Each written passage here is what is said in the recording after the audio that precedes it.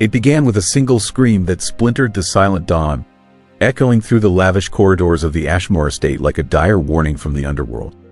At precisely 5:47 a.m., on a cold November morning, Victoria Ashmore's body was discovered splayed out on the marble floor of her opulent mansion. She was the sparkling heiress to the Ashmore cosmetics empire, a woman so dazzling in her public appearances that paparazzi fought for mere glimpses of her elaborate wardrobe and notoriously haughty smile. Yet there she lay, an ashen mask of frozen horror, in a dark crimson pool that formed a macabre halo around her once perfect blonde curls. Before we continue with this gripping story, please take a moment to like and subscribe. Serena, the housekeeper who found her, recalled the gruesome sight to the 911 operator in frantic, broken sobs. She told police how Victoria's wide eyes stared vacantly at the vaulted ceiling, her expression forever sealed in terror. The marble floor around Victoria's lifeless torso was streaked with blood, trailing off as though she had tried to drag herself forward in her final moments. The shimmering ring on her left hand, a diamond so large it might have been mistaken for costume jewelry, was tinted with the dark stain of her own blood. In death, the iconic heiress appeared far more vulnerable than she ever had in life. When sirens howled through the estate's wrought iron gates, the first responders expected a chaotic break-in scene. Everything about the initial call screamed botched robbery. The front door was ajar, one large window in the drawing room was shattered, and cabinets had been rummaged through. Yet something about the room where Victoria was found seemed oddly staged. Priceless crystal vases stood untouched, shimmering under dim security lights. A trove of precious art, original impressionist paintings, gilded antiques, remained precisely where they belonged. And on the foyer table, a silver tray still held wads of $100 bills. No real thief, the investigators muttered among themselves, would leave so many valuables behind. Perhaps the intruder had panicked and left in a hurry, or perhaps there was something else, something darker at play. Detective Marcus Langford, a seasoned investigator with the city's major crimes division, surveyed the scene with hawk-like precision. Lean with a chiseled jaw and perpetually furrowed brows, he had solved more high-profile cases than anyone else on the force. He watched as the crime scene photographer snapped shot after shot of Victoria's body. The expression on Langford's face showed a blend of sorrow and skepticism. Something here didn't add up. The break-in looked sloppy, almost like it had been staged by someone who'd only ever seen burglary scenes in the movies. Pieces of glass were scattered outward, suggesting that the window might have been broken from the inside out. He knelt down next to Victoria's body, noticing faint bruising along her wrists that may have been from a scuffle hours before her death. Just then, the front door flew open to reveal a man who staggered inside, panting and wild-eyed. Gabriel Ashmore, Victoria's husband. A struggling artist whose relationship with Victoria was well known, Gabriel looked disheveled, paint stains across his jeans and an exhausted expression that bordered on mania. According to official statements, he had been at a friend's studio that night, drowning himself in fresh canvases, cheap whiskey, and self-pity while trying to reignite his tepid career. Rumor had long suggested that Victoria's wealth funded every brush and tube of paint he touched. Yet as he stood there, stammering that he'd come straight from his friends, tears in his eyes, Detective Langford couldn't help but suspect that more secrets lay beneath the surface of Gabriel's grief. The media went into an immediate frenzy. Victoria Ashmore's death was plastered across every newspaper and gossip rag in the city. Photos of her grand philanthropic appearances were rerun. Archived interviews circulated online, painting her as regal, almost untouchable, someone whose life was one glamorous event after another. Beneath that glossy facade, though, was a woman who had come from a fractured upbringing. The Ashmore lineage was old money, built on the thriving Ashmore cosmetics brand that had revolutionized the global beauty industry decades ago. Victoria had inherited it all at age 25, after her parents perished in a tragic plane crash.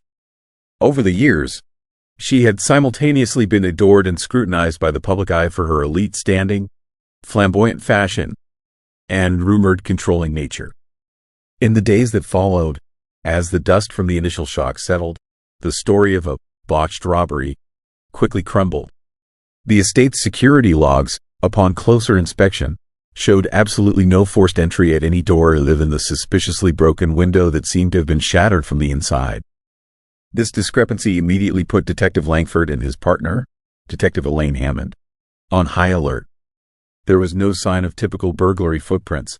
In fact, shoe prints found near Victoria's body were consistent with designer heels.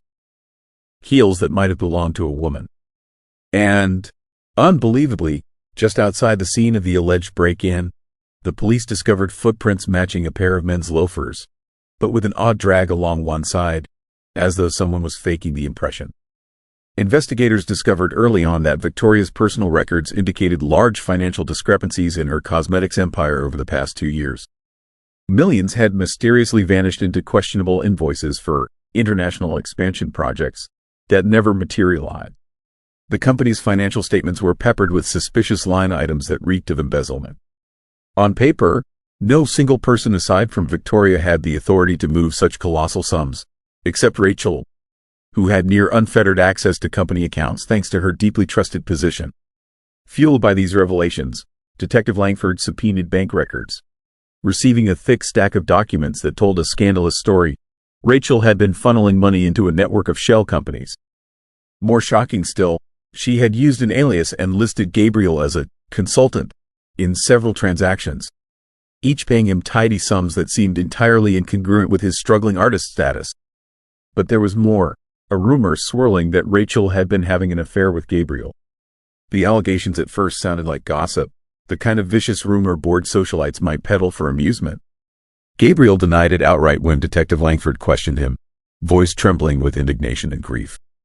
Rachel, too, feigned shock and heartbreak at the notion, insisting she could never betray Victoria. But even the timbre of her voice wavered as she spoke, eyes darting across the interrogation table as if searching for escape. Text messages from Rachel to Gabriel, however, painted a picture that contradicted their denials. Dripping with flirtation, coded references to hush-hush rendezvous, and cryptic mentions of our plans. For the investigators, it was the perfect trifecta: a motive in money, a motive in lust, and an opportunity in the form of nearly unlimited access to Victoria's private affairs. Yet Rachel's involvement was not officially confirmed. She was not arrested right away. Law enforcement wanted to gather more, tie up loose ends to ensure they made an airtight case.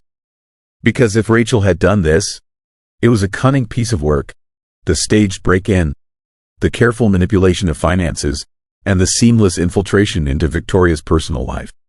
The question that gnawed at Detective Hammond was this: had Victoria suspected anything before her untimely death?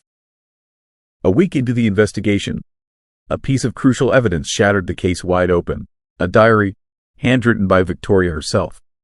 It was discovered hidden behind an antique vanity in her expansive master bedroom suite, locked in a small metal chest. Serena, the housekeeper, recalled how Victoria had meticulously refused assistance with cleaning in that particular corner of the bedroom, always saying that she herself would handle it.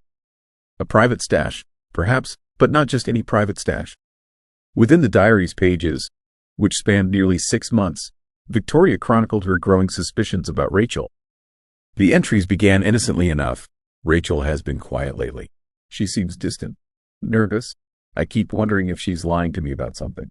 But they soon escalated. I confronted her about a missing invoice. She brushed it off, said it was an accounting error. I don't buy it. I think she's hiding something bigger. And then, my God, I found emails on her laptop. She's siphoning money. Millions. I wanted to throw up when I realized how long this has been going on. How could she do this to me? But the real bombshell came in an entry dated just 3 days before Victoria's murder. I saw it with my own eyes. Gabriel and Rachel. I walked in on them at his studio. They didn't see me, but I saw them. Now it all makes sense. She's been stealing, and he's let her. I feel sick, but I'm done being a fool. I'm gathering evidence to expose them both. They won't get away with this. Those pages read like an emotional roller coaster, capturing Victoria's heartbreak, fury, and grim determination. The final entry was a mere day before her death. I've installed hidden cameras in the estate. I have to protect myself if anything goes wrong. Rachel has grown too bold. I can sense how desperate she is. If something happens to me, I have letters ready to go to my lawyer. I won't let her destroy me without a fight. Detective Langford nearly dropped the diary in shock when he saw references to hidden cameras. This changed everything. If the cameras were still active, they might hold footage of the night Victoria died. After obtaining the necessary warrants, detectives conducted a thorough sweep of the estate. Hidden within ordinary objects, like an ornate clock, the corner of a painting frame, and even inside a decorative sconce, were tiny cameras, each with memory cards. Tech specialists carefully extracted the footage, which had ironically survived thanks to the cameras being battery-operated backups, separate from the main security system. When the investigators reviewed the footage from the night of the murder, they found themselves on the precipice of a horrifying revelation. One by one, each camera's perspective showed different parts of the mansion. In the footage, at around 2:20 a.m., Rachel could be seen quietly entering through a side door, using a key. She was dressed all in black, a tight dress, high heels, hair pulled back. She moved purposefully, heading for Victoria's home office. A separate camera in the corridor outside the office captured fleeting images of an argument. The office door swung open, revealing Victoria shouting, face twisted in fury, while Rachel stood there, equally enraged. No audio was captured, but the body language was unmistakable. Victoria pointed an accusing finger at Rachel, then snatched a folder from her desk, waving it violently. Rachel, for her part, seemed frantic, as though trying to reason or bargain. Then Victoria slapped her across the face, or so it appeared in the grainy black and white footage. Rachel stumbled backward, clutching her cheek. Moments later, the camera feed ended, presumably because the memory card reached capacity. Other cameras, however, caught the next phase. Victoria stormed out of the office, heading down the corridor toward the foyer. Rachel followed, evidently pleading, but Victoria shrugged her off. Another angle showed them both in the foyer, where they argued again for about 2 full minutes. Then Rachel produced something from her purse, a glimmer of metal, perhaps a small handgun or another concealed weapon. Victoria instinctively raised her hands, apparently screaming. In a flash, Rachel lunged, and the two women struggled violently. They fell out of frame for a moment, but then, in the next camera's vantage point, Rachel could be seen straddling Victoria, who lay pinned on the floor. A vicious blow was delivered, though the camera's angle made it hard to determine if it was a gunshot or a stab wound. The final perspective was the most chilling. From a camera tucked behind the sconce in the foyer, it captured Rachel standing over Victoria's prone body, rummaging through a bag. Then she pulled out something resembling a crowbar or a heavy tool. She used it to smash the window from the inside. Glass shards rained outward onto the manicured lawn, matching the false burglary scenario. Rachel then scattered items around the hallway, presumably to simulate a ransacking, and she took a second to wipe the handle of the tool. The entire grotesque spectacle ended with Rachel slipping out through a side entrance, leaving Victoria bleeding on the floor. The timestamps on the recordings read 2:45 a.m. They fell out of frame for a moment, but then, in the next camera's vantage point, Rachel could be seen straddling Victoria, who lay pinned on the floor. A vicious blow was delivered, though the camera's angle made it hard to determine if it was a gunshot or a stab wound. In one final blow to any notion of Rachel's innocence, the investigators found that Gabriel had been at a friend's studio earlier that night but left suspiciously around 1 a.m. The friend admitted that Gabriel had driven off in a foul mood, cursing about a confrontation with Victoria. Another camera feed, near the garage, showed Gabriel returning home at approximately 4 a.m., stumbling as if intoxicated or simply distraught. He found the foyer light on, discovered the grisly scene of his wife's murder, and fled in terror, only to compose himself enough to return moments later as the police arrived. It was a tapestry of guilt and chaos, though the actual lethal act was pinned squarely on Rachel. When confronted with the footage, Rachel's veneer of composure shattered. She was arrested on the spot. Under intense interrogation, she confessed to the entire plan. She had long coveted Victoria's fortune, felt overshadowed by her snobby friend, and had begun siphoning money, stashing it in secret accounts to launch her own business. The affair with Gabriel, she claimed, started as a means to manipulate him. She had discovered that Victoria was on the verge of cutting him off financially. So by seducing Gabriel, Rachel ensured his loyalty in silence. But once Victoria confronted her and threatened exposure, Rachel claimed she had no choice. She insisted, in a twisted attempt at justification, that Victoria was unhinged, that if Rachel didn't stop her, Victoria would ruin them both. No one in the interrogation room was swayed by these desperate excuses. Yet the shocking revelations didn't end there. In the days following the arrest, more letters emerged that Victoria had mailed to her lawyer in the event of her untimely demise. These letters detailed her entire discovery process, naming names, providing specifics about the shell companies, and even describing the affair between Rachel and Gabriel. "If something happens to me," one passage read, "I want the world to know who took my life from me, and why." It was the final exclamation point on Victoria's posthumous revenge. She had set up a backup plan so that no matter what Rachel tried, the truth would spill out. Long before that fatal night, the seeds for a chilling betrayal were sown. Victoria and Rachel met as two bright-eyed 12-year-olds at the prestigious Davenport Academy, a school set on sprawling acres of manicured lawns and ivy-covered walls. Victoria Ashmore was already on track to inherit her parents' empire, a destiny she wore lightly, with the carefree air of a pampered child. Rachel was from a respectable but comparatively modest background. Her parents were real estate agents who had mortgaged their future to send her to Davenport in hopes of securing a brighter path. They bonded over mischief and a shared love for travel. Victoria had a private jet at her disposal for family vacations, and Rachel was an awestruck companion on many teenage getaways. They grew into young women together, each forging her identity, but with vastly different trajectories. Victoria's inheritance eventually thrust her onto magazine covers. Rachel's career never found strong roots. Out of loyalty, or pity, Victoria offered Rachel a position at Ashmore Cosmetics, trusting her implicitly. Rachel climbed the ranks, learning the ins and outs of corporate finance and business management. Over time, she became Victoria's closest advisor, the friend with whom Victoria could share every triumph, heartbreak, and scandal. As the cosmetics empire soared, Rachel began to resent her role in the shadows.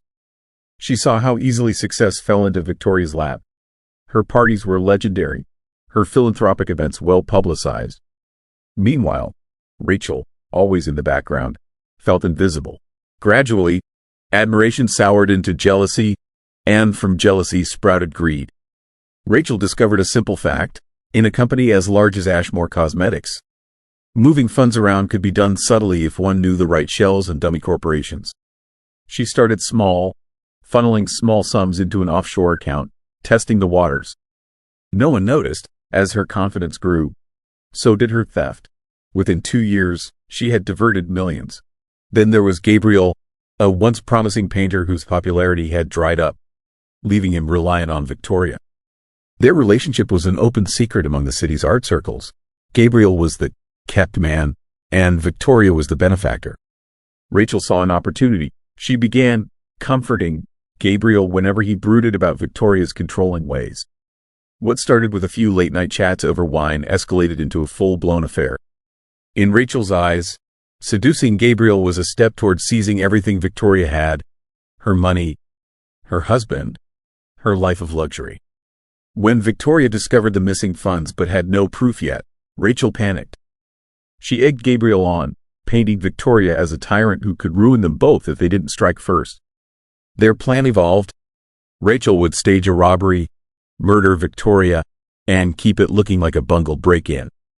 Gabriel's complicity was murky. He never explicitly agreed to kill his wife, but he knew far more than he admitted. He was a cowardly accessory at best, content to stay out of the mansion that night and let Rachel do the dirty work.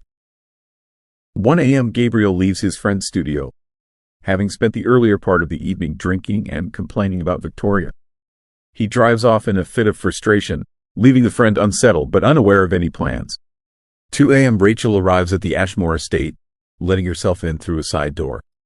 She disables a small segment of the security cameras that she knows about, Victoria's official system. Unbeknownst to Rachel, Victoria has installed secret backups, capturing every movement. 2:10 a.m. Rachel searches Victoria's office, presumably looking for any incriminating documents. She finds a file on her embezzlement, complete with bank statements and shell company registrations.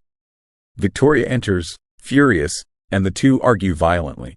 2:20 a.m. Rachel brandishes a concealed weapon. They struggle. Victoria escapes toward the foyer, wanting to flee or call for help. Rachel follows, adrenaline coursing through her veins. 2:30 a.m. The confrontation reaches a fever pitch in the foyer. Rachel strikes Victoria, maybe with the weapon, maybe with her fists, then subdues her. Victoria sustains a fatal wound during the scuffle. Bleeding out, she collapses onto the marble floor. 2:40 a.m. Rachel stages the crime scene. She smashes a window from the inside, scattering glass, ransacks a few drawers, ensuring it appears like a robbery gone wrong. 2:45 a.m. Rachel slips out through the side entrance, the same way she came in, leaving Victoria to die alone on the marble floor. Blood pools around the heiress, and her final attempts at survival, crawling, perhaps gasping for breath, are recorded by the hidden cameras. 4 a.m. Gabriel returns, presumably to confirm that the deed is done. He enters, sees his wife's corpse, panics, and leaves, only to come back minutes later and call 911, telling the operator he just got in and found her like this, pretending ignorance. 5:47 a.m. The official discovery. Serena, the housekeeper, arrives for her morning shift, finds the door ajar, and notices the broken window. She sees Victoria's body and screams. The hidden diary and secret cameras were the nails in Rachel's coffin. Confronted with the evidence, she broke down in a sob-laden confession. But what truly shocked the public, what made this story unforgettable, were the intimate details that leaked from the police files. The text between Rachel and Gabriel, in which they shared lurid fantasies of enjoying a life of wealth once the problem was taken care of. The months of stolen money that funded Rachel's lavish side projects. The rumor that she had even scouted an isolated cabin in a different state, planning to vanish after collecting a substantial payout from Victoria's estate. Gabriel, cornered by evidence of his complicity, claimed he never intended for Victoria to be harmed. He insisted that Rachel manipulated him, that he was merely an unhappy husband seeking emotional comfort. Investigators, however, believed he had at least tacit awareness of Rachel's plan. Some even suspected he might have egged her on, though the final evidence pinned the actual murder squarely on Rachel's direct actions. Gabriel, for his part, faced charges of accessory after the fact and financial crimes, including money laundering and conspiracy to commit fraud. At trial, the prosecution presented a damning case. Rachel's defense tried to argue diminished capacity, painting her as a woman under extreme emotional distress, coerced by Gabriel and traumatized by Victoria's alleged threats. But that narrative crumbled under the weight of the hidden camera footage. The jury saw the raw, unfiltered truth of Rachel's brutality. They watched her strike a fatal blow, then calmly stage the break-in. For them, it was the ultimate betrayal. A best friend, murdering the woman who had trusted her implicitly for decades. In a dramatic finale to the trial, the prosecution introduced the letters Victoria had mailed to her lawyer, which arrived the morning after her murder and were promptly turned over to the authorities.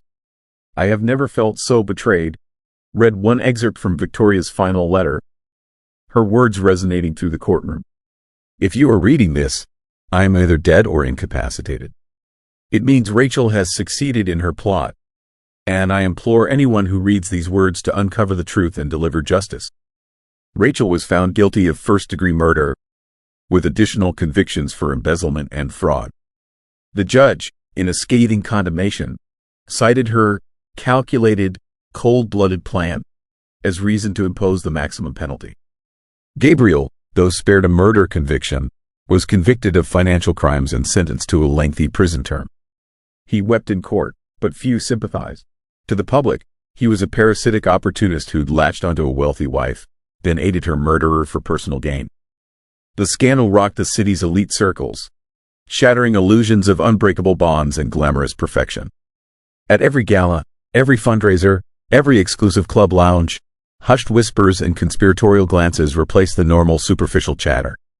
Those who once envied Victoria's charmed life were left grappling with the ugly reality that she had trusted, loved, and cared for two people who conspired to take everything from her, including her life. News outlets milked the story for months. They replayed images of the gilded Ashmore mansion, panning over the broken window, the polished marble floors still faintly stained with traces of that horrific night. Headlines proclaimed, "Betrayal in the mansion, best friend turned killer, love, money, and murder, the Victoria Ashmore case, and heiress's final revenge, secret cameras and letters seal killer's fate."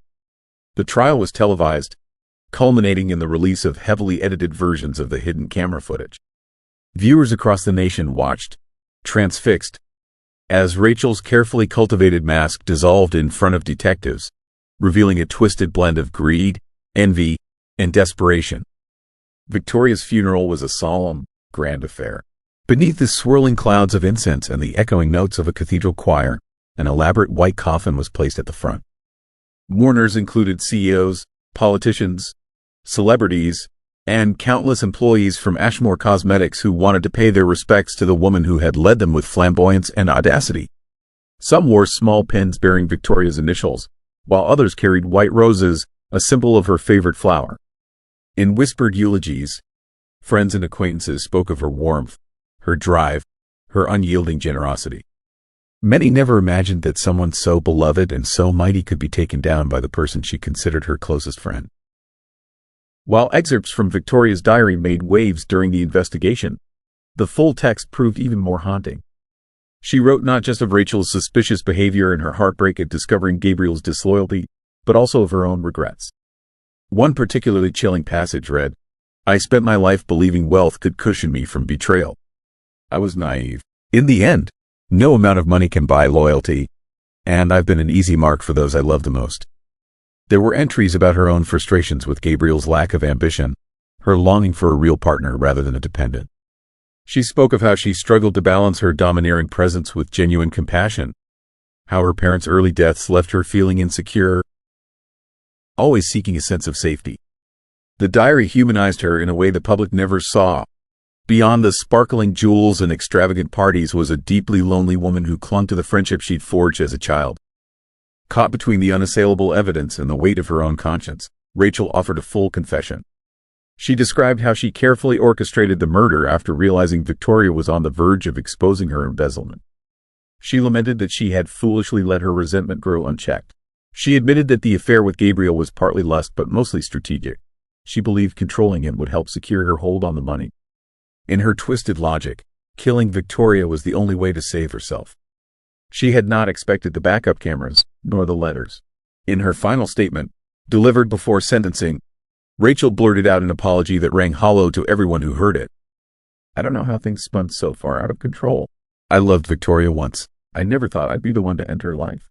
Despite Rachel's attempts to shoulder the blame for the actual killing, Gabriel faced harsh scrutiny for his part. Prosecutors hammered him with questions about his knowledge of Rachel's plan. While he maintained he only suspected that Rachel might do something extreme, the evidence painted a more damning picture. The text messages between the two were rife with suggestive lines. "Rachel, she's gone too far. We have to handle this before she handles us. Gabriel, I know. I'm so tired of living under her thumb. If it comes to that, I trust you." He tried to explain away these messages as vague venting, but in the context of the actual murder, it was almost impossible to believe he wasn't complicit. The court found him guilty of conspiracy to commit fraud and financial crimes, but they lacked the direct evidence to prove he aided in the murder. Nevertheless, Gabriel's name became synonymous with treachery. He was a pariah among the social circles he once envied. During the sentencing phase, he tearfully insisted, "I never wanted Victoria dead. I was frustrated, feeling belittled, and Rachel took advantage of that. If I could go back in time, I would have stopped her." But no one, especially not Victoria's remaining family and friends, believed that he was entirely innocent. He was handed a prison sentence that ensured he would spend most of his remaining youth behind bars. By the time he'd be released, his once promising artistry and any shred of his societal standing would be long gone. The trial became a spectacle, with every tabloid running front-page stories. A swarm of journalists camped outside the courthouse, snapping pictures of Rachel as she arrived, dressed in modest suits that belied her once glamorous wardrobe.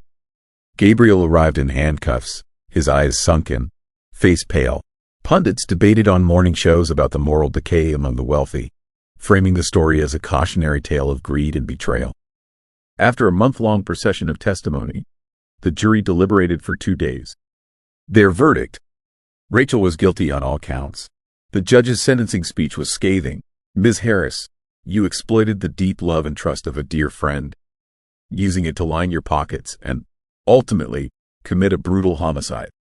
Your actions reflect a level of cunning and cruelty rarely seen in this courtroom. The court hereby sentences you to life in prison without the possibility of parole." Gabriel received a separate sentence hearing, 15 years for conspiracy and financial crimes. He'd be eligible for parole in 10, though given the high-profile nature of the case, it was unlikely to come early. In the wake of Victoria's murder, Ashmore Cosmetics fell into a brief disarray. The board, desperate to maintain stability, named a provisional CEO, an older family relative of Victoria's who had limited knowledge of the day-to-day operations. Employees were plagued by grief and unease. So many had admired Victoria, even feared her, but never doubted her commitment to the brand. The stock price initially dropped, rocked by the scandal, but then stabilized as the media turned its attention to the lurid details of the murder. Victoria's shares and estate passed to a distant cousin, who vowed to uphold the brand's legacy. Under new leadership, the company embarked on a series of philanthropic initiatives in Victoria's honor, culminating in the creation of a charitable foundation for battered women, an ironic coda given the nature of Victoria's final betrayal. In the months and years after the trial, the Ashmore mansion stood as a grim monument to a tale of trust destroyed. Though the property underwent renovations, some insisted that echoes of that fatal night lingered in the grand foyer, that footsteps could be heard pacing near the spot where Victoria's blood once stained the marble. While rational minds dismissed such talk as superstition, the rumor persisted among staff and gossip circles alike. Reporters and true crime aficionados periodically revived the story, running specials and retrospectives titled The Deadly Heiress Betrayal, or Murder Among the Rich and Famous. Documentaries interviewed the detective duo, Langford and Hammond, about their experiences cracking the case. Each time, the central theme was the same: how a friendship forged in youth could transform into a lethal rivalry, fueled by greed, jealousy, and secret lust. Victoria's diaries became a subject of fascination in literary and psychological circles, with excerpts printed in magazines focusing on the inner workings of the privileged mind. The diary humanized an heiress once considered aloof.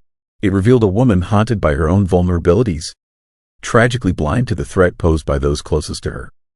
In time, the diaries stood as a testament to how swiftly fortunes could change when trust was broken. 10 years later, a journalist named Hazel Morell published a tell-all book titled Blood and Lipstick: The Victoria Ashmore Murder. It featured never-before-seen images from the trial, interviews with distant Ashmore relatives, and transcripts from Rachel's confession. The book soared to the top of bestseller lists, reigniting public interest in the case. Hazel concluded her account with a poignant reflection. In the end, Victoria tried to shield herself with wealth, but discovered too late that true security lies in those who genuinely love and respect us. She died not because she was rich, but because she extended her trust to the wrong people, never expecting that the oldest friend and the husband she supported could become her executioners.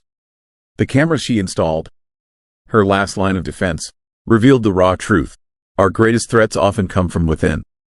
Rachel remained in prison, reportedly a model inmate but isolated by the notoriety of her crime. Gabriel served his time, emerging years later with nothing to his name. He tried to sell paintings that chronicled his remorse, but the public reaction was scornful. He disappeared from the art scene soon after. Ashmore Cosmetics continued to thrive, largely because the scandal also brought sympathy and curiosity, fueling an unexpected business spike. The new leadership steered the brand into a bright philanthropic future, distancing itself from the grisly events. Yet the name, Victoria Ashmore, would forever be etched into the city's collective memory as a symbol of tragic betrayal. The story's horror lies not just in the brutal act but in the betrayal that made it possible.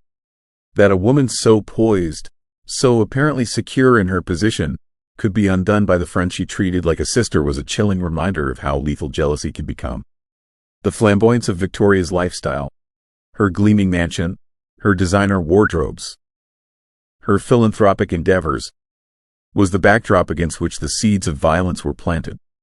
Rachel's clandestine embezzlement and affair with Gabriel only deepened the sense of perversion. It wasn't enough that she stole Victoria's money. She also coveted her marriage, her status, her entire life.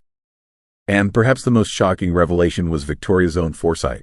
Despite being blindsided by Rachel's treachery, Victoria's hidden diary, cameras, and letters to her lawyer ensured that even in death, she would expose the truth. It was as if Victoria sensed her doom but refused to go quietly. The diary showcased her transformation from a carefree heiress to a frightened woman. She wrote candidly about her fears after discovering Rachel's betrayal, describing nights she spent sleeping with a light on, haunted by the notion that her friend-turned-enemy lurked in the shadows of her own home. Her final act of defiance, installing cameras and drafting letters, was the masterstroke. It was a chess move that Rachel, for all her cunning, failed to predict. She believed that staging a robbery would be enough to fool everyone, but Victoria had already placed her final gambit. In that sense, Victoria triumphed posthumously. She forced Rachel's murderous deceit into the spotlight, ensuring that Rachel would never reap the rewards of her crime. If you enjoy this content, make sure to hit that like button, subscribe to the channel, and turn on the notification bell so you never miss an update. Your support helps us keep delivering more great stories and content. Thanks for being here.